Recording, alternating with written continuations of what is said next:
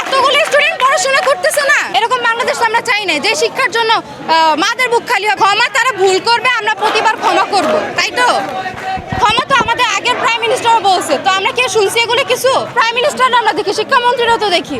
এরকম বাংলাদেশ আমরা চাই না। যে শিক্ষার জন্য মাদের বুক খালি হবে, যে শিক্ষার্থীদের জন্য প্রতি বছর স্টুডেন্টদেরকে মাঠে নামতে হবে, এরকম শিক্ষার্থী তো বাংলাদেশে দরকার নাই। আমরা সুন্দর শিক্ষার্থী, যে শিক্ষা নিয়ে কোনো পলিটিক্স হবে না, যে শিক্ষার জন্য স্টুডেন্টদের কয়েকদিন পর মাঠে নামতে হবে না।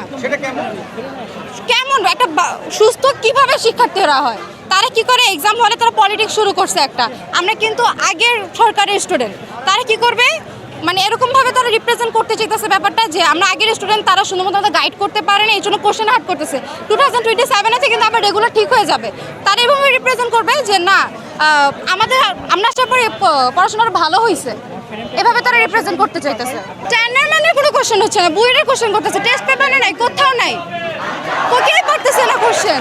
এতগুলো স্টুডেন্ট পড়াশোনা করতেছে না, আপনি কি স্টুডেন্ট কম দেখতেছেন? কালকে কত স্টুডেন্ট নামছে, কেউ কি পড়াশোনা করে না?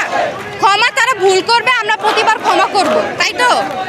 ক্ষমা তো আমাদের আগের প্রাইম মিনিস্টারও বলছে, তো আমরা কি শুনছি এগুলো কিছু? তাদের আরো সচেতন হওয়া দরকার ছিল এই ব্যাপারগুলো নিয়ে। আমরা চাই পদত্যাগ, এই শিক্ষামন্ত্রী আমরা চাই না। যে শিক্ষামন্ত্রী আমাদেরকে, তাদেরকে আমরা কিন্তু নিয়ে আসছি বাইরের কান্ট্রি থেকে, তারা আমাদেরকে ফার্মের মুরগি বলে। আমরা এত কষ্ট করে এক্সাম দিতেছি, তারা আমাদেরকে ব্লেম করে। এখানে যারা তাদের ফল্ট, আমাদের কোনো ফল্ট নাই এখানে।